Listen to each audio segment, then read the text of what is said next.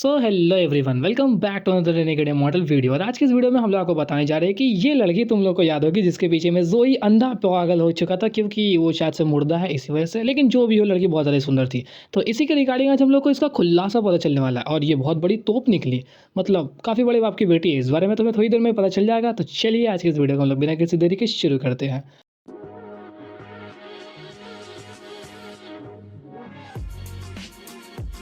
तो जैसा कि हम सभी ने लास्ट वीडियो में देखा कि वालिन किस तरीके से उस बौने बुड्ढे को अच्छी तरीके से पीटता नहीं है, बल्कि वो खुद ही के जाल में खुद ही फंस गया। फंसने के बाद ही वालिन ने उसे उठाया, लेके वापस चला था ब्लैक टावर के अंदर में। ब्लैक टावर में वापस आने के बाद वालिन ने उसके ऊपर में ऑल सिर के वो जो तीनों डिसाइपल्स के स्वॉर्ड्स थे, उन तीनों से एक फॉर्मेशन को वहाँ पे क्रिएट करता है। एंड उस फॉर्मेशन को उसने ऑफकोर्स उनकी बॉडी के अंदर से निकाला है। एंड उसके ऊपर में क्रिएट करने के बाद बोलता है कि अब तुम अपनी असलियत बताओ कि आखिर तुम हो कौन। तो वहाँ पे वो बोलता है, तुम्हारी हिम्मत कैसे हुई, मैं तो सेलेस्टियल एक कल्टिवेटर हूँ, तुम मेरे ऊपर हमला करोगे तो तुम समझते हो क्या होगा तुम्हारा। तभी वहाँ पे वालिन बोलता है, सच्चाई बोलेगा या फिर मैं तुझे मारूं।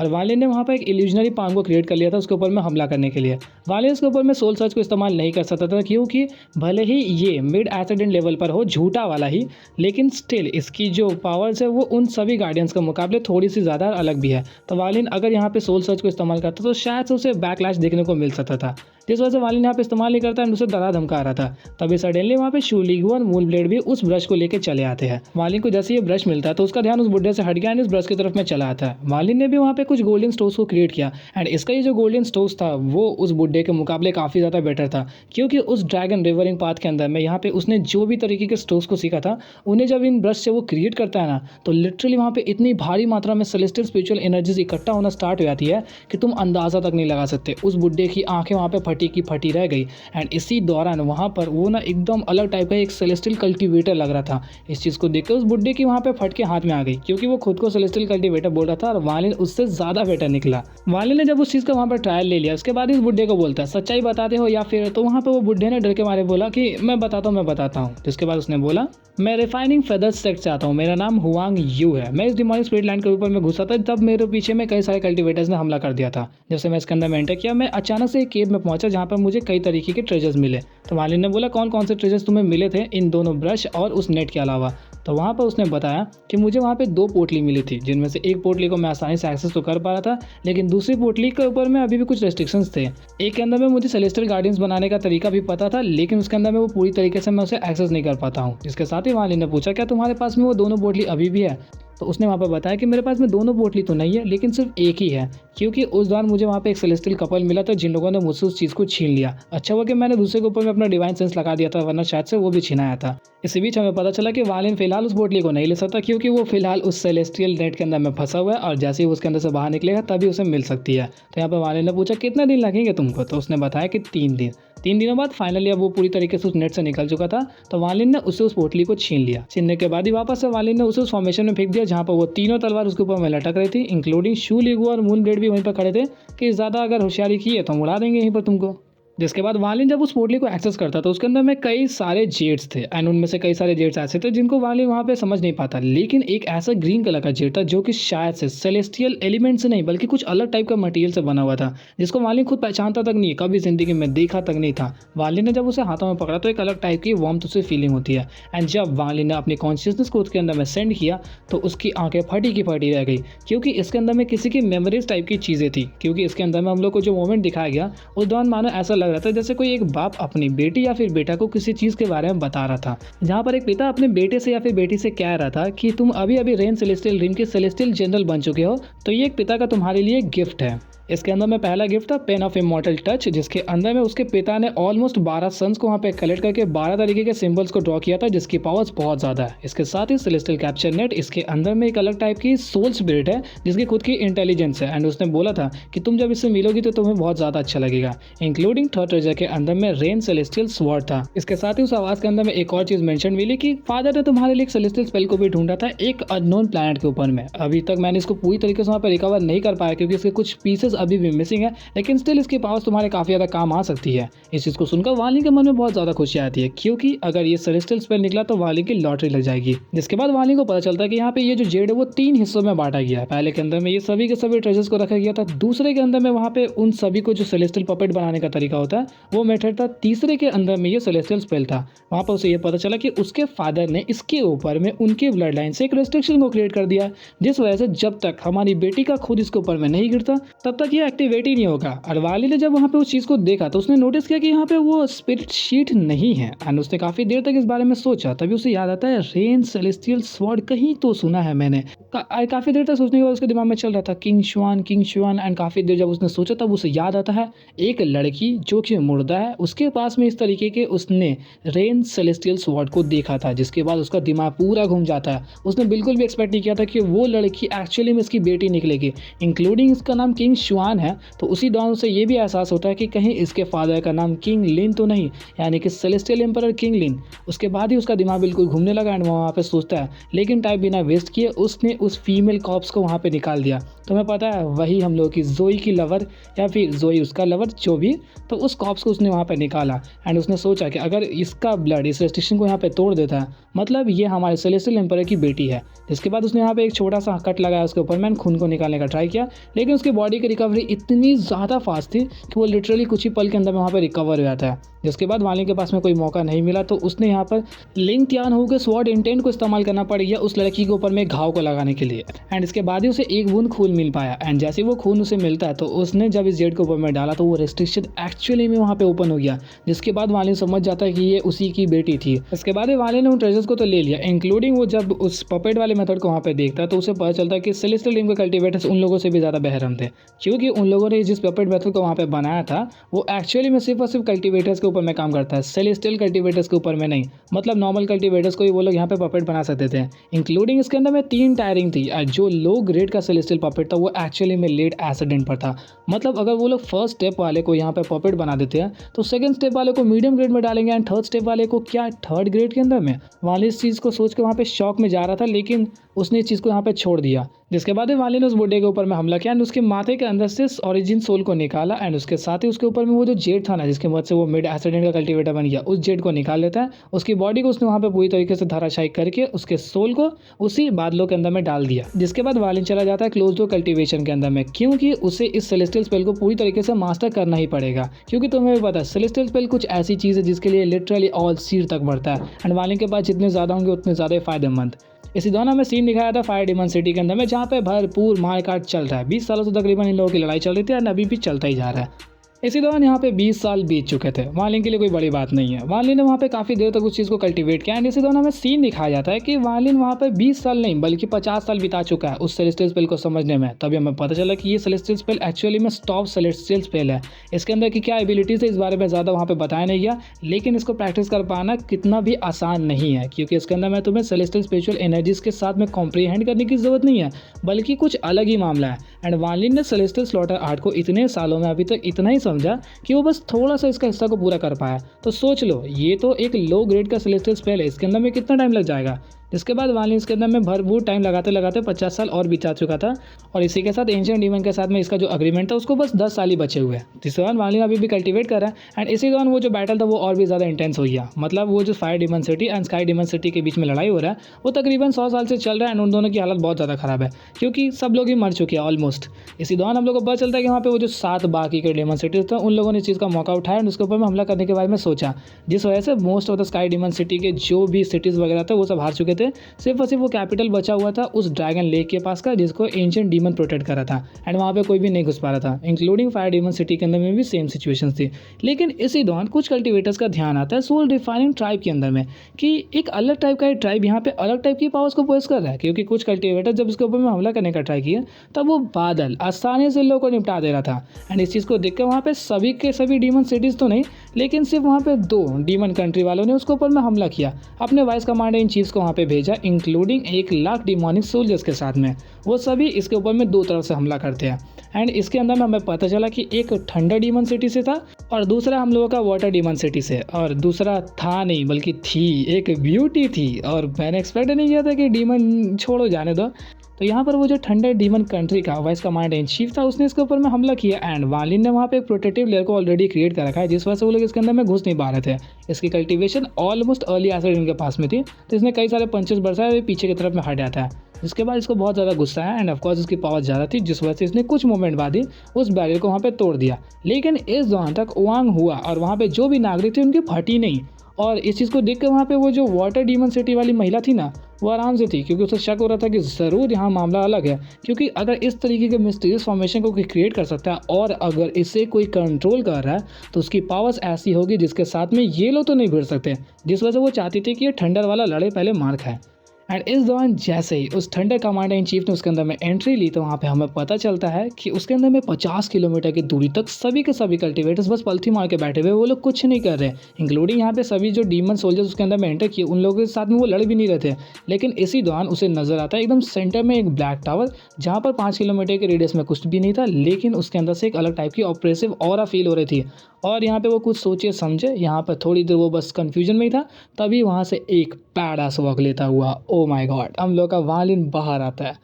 और तुम्हें क्या लगता है ये अर्ली एसिडेंट उसका क्या ही उखाड़ लेगा, क्योंकि वान लिन ऑलमोस्ट अर्ली एसिडेंट के पीक के आसपास में जा चुका है क्योंकि वो परफेक्शनिस्ट बन गया है।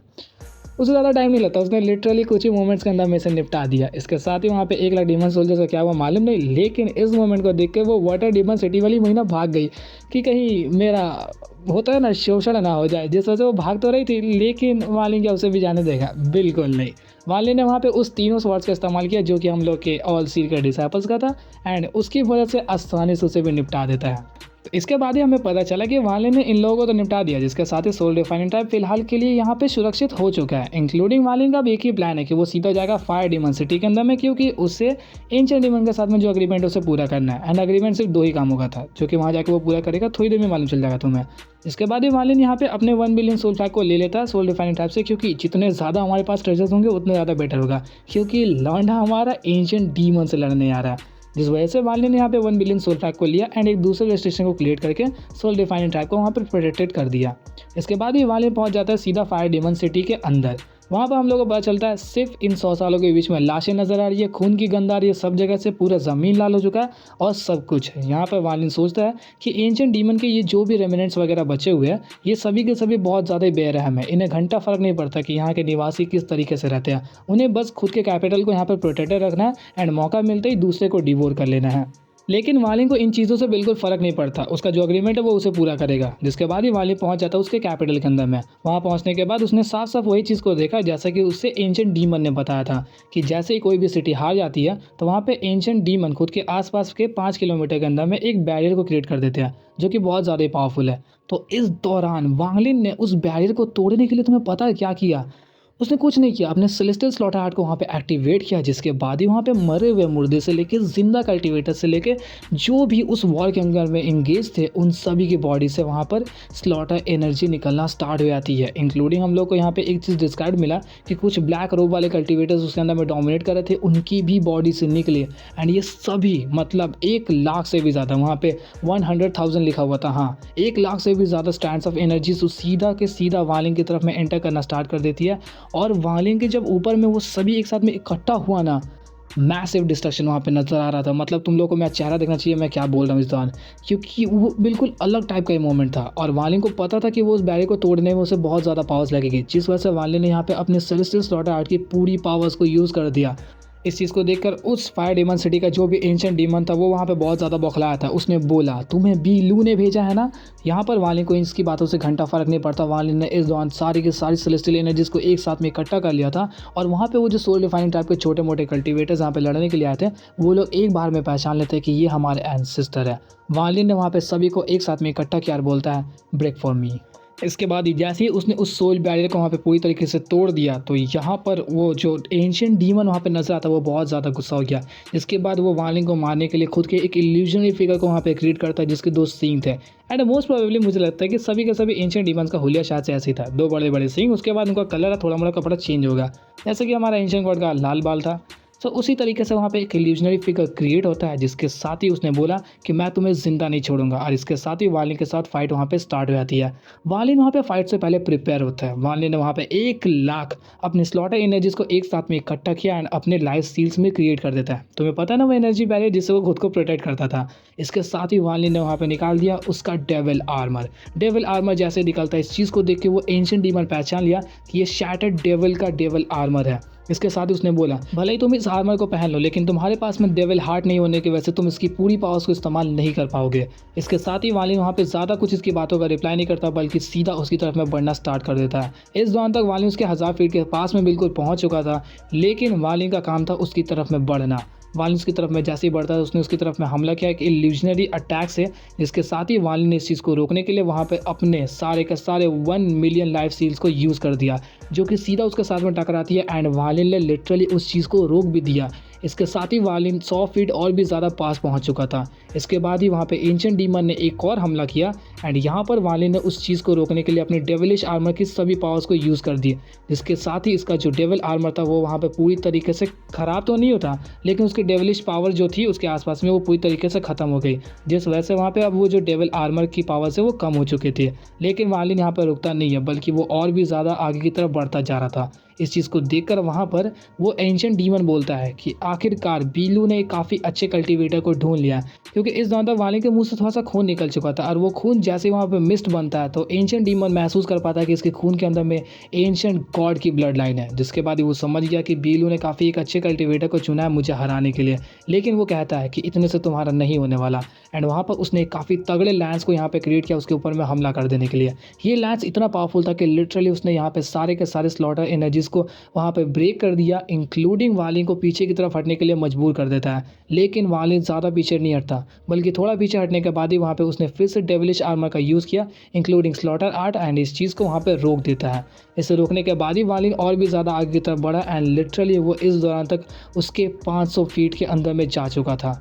वालिन के एंशिएंट डीमन के साथ में सिर्फ 2 ही एग्रीमेंट हुई थी। पहला कि उस सोल बैरियर को तोड़ना है, दूसरा कि उसके 500 फीट के रेडियस के अंदर जाने के बाद उस मंत्र को फूकना है और उस सील को क्रिएट करना है जो कि उसे एंशिएंट डीमन ने दिया था, एक टोटके को करना था। एंड वालिन उसके 500 फीट के रेडियस के अंदर जाने के बाद उसने बिल्कुल वैसे ही किया, एंड जैसे ही वो करता है तो वालिन के बॉडी के अंदर से काफ़ी ज़्यादा खून वगैरह वहाँ पे बाहर निकलने लगे, एंड वहाँ पे एक ब्लडी शैडो क्रिएट होता है जो कि कोई और नहीं बल्कि बीलू था। इंक्लूडिंग हम लोग को जो सामने में एंशिएंट डीमन नजर आता वो भी एक तरीके का शैडो ही था। इसके बाद ही यहाँ पे बीलू और इसके बीच में लड़ाई स्टार्ट हो जाती है। इसके साथ ही यहाँ पे बीलू ने बताया कि वालिन तुम जाओ और उस स्टैचू को ढूंढो जिसके अंदर में इसकी सोल रेमिनेंट है, क्योंकि हर एक सिटी के अंदर में कुछ ऐसा ऑब्जेक्ट है जिसके अंदर में इनके सभी सोल रेमिनेंट्स या फिर टुकड़े वगैरह है, तो उनको ढूंढना बहुत ज़रूरी था।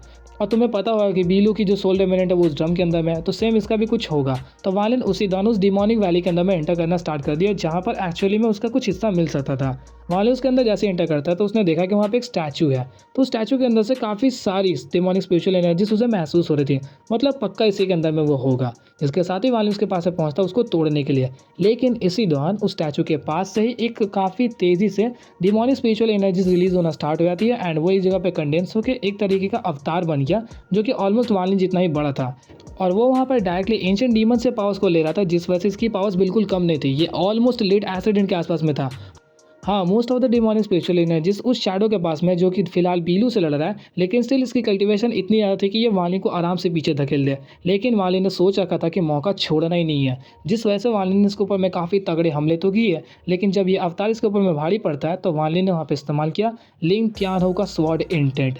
एंड वालिन जैसे ही अपने स्वॉर्ड इंटेंट से उसके ऊपर में हमला करता है तो वो ऑफकोर्स पीछे की तरफ में ब्लैक ऐश करना स्टार्ट हो गया। वो वहाँ पर थोड़ा सा घायल भी होता है, लेकिन उसने यहाँ पर लिंग त्यानहो के स्वॉर्ड इंटेंट को रोक दिया। इसके साथ ही वालिन ने वहाँ पे फिर से इस्तेमाल किया दूसरे स्वॉर्ड इंटेंट को। जैसे ही वो हमला उसकी तरफ में बढ़ता है तो वो जो अवतार क्रिएटर था वो खुद को वापस से उस फॉग के अंदर में क्रिएट कर देता है, एंड वो फॉग उस स्वॉर्ड इंटेंट को वहाँ पे घेर के रोक दिया। लेकिन इसी दौरान वालिन को मौका मिल गया कि वो स्टैचू की तरफ में बढ़े एंड उसे तोड़ दे। वालिन उसके पास में पहुँचते ही फिंगर ऑफ डेथ से हमला कर देता उस स्टैचू के ऊपर में। वो जो स्टैचू था वो वहाँ पे टूटना स्टार्ट हो गया, लेकिन इसी दौरान वो जो डीमन शैडो था जो कि बीलू के साथ लड़ा था वो सीधा इसकी तरफ में हमला करने आ गया, इंक्लूडिंग ये जो फॉग उस स्वॉर्ड इंटेंट को वहाँ पे रोक के थी वो भी वहाँ पे अवतार में क्रिएट होकर वालिन की तरफ में हमला करने लगे। लेकिन वो स्वॉर्ड इंटेंट ने इस अवतार के ऊपर में हमला करके इसे पूरी तरीके से धराशायी कर दिया, इंक्लूडिंग वहाँ पे बीलू आके वालिन को पीछे से बचा लेता है। एंड बीलू ने बोला कि जल्द से जल्द इस चीज़ को तोड़ो एंड यहाँ की जो कंसिडरेशन इसको पूरी करो, जिसके बाद मैंने जैसा कहा था बिल्कुल वैसा ही करूँगा। वो स्टैचू जैसे ही वहाँ पे टूटती है तो उसके अंदर से एक छोटा सा बोन टाइप का हाथ बाहर की तरफ में आया एंड वालिन ने जैसे ही उस बोन को यहाँ पे टच किया तो उसकी बॉडी के अंदर में काफ़ी तेज़ी से डिमोनिक स्पिरिचुअल एनर्जीज घुसना स्टार्ट हुआ था एंड वो सडनली उसकी बॉडी कहीं और पहुंच चुकी थी जहाँ पे ना ज़मीन था, ना आसमान था, ना स्पेस, कुछ भी नहीं था। एंड तभी उसके सामने से कई सारे वालिन वहाँ पे अपीयर होना स्टार्ट हो जाते हैं। सबसे पहले एक यंग वालिन को दिखाया जाता है जिसने पहली बार एक स्पेल को सीखा एंड उससे वो पत्थर को उड़ा रहा था। इंक्लूडिंग वालिन के यहाँ पे जितने सारे उसने स्पेल्स को सीखा था वो सभी वालिन यहाँ पे एक एक करके अपीयर होना स्टार्ट हो जाते हैं। एंड लास्टली वहाँ पे एक और वालिन नज़र आता है जो कि बहुत ज़्यादा ग्रे था एंड उसकी आंखें भी ग्रे थी और वो अलग टाइप का ही नज़र आ रहा था। एंड ये वही स्पेल था जिसके बारे में तुम लोग सोच रहे हो। तो तुम लोग कमेंट में बताओ कि ये कौन सा स्पेल है। इंक्लूडिंग यहाँ पर इसे वो वालिन भी नज़र आता है जिसने स्टॉप सेलेस्टियल स्पेल को अभी हाल फिलहाल में प्रैक्टिस किया था, वो वाला भी नज़र आने लगा।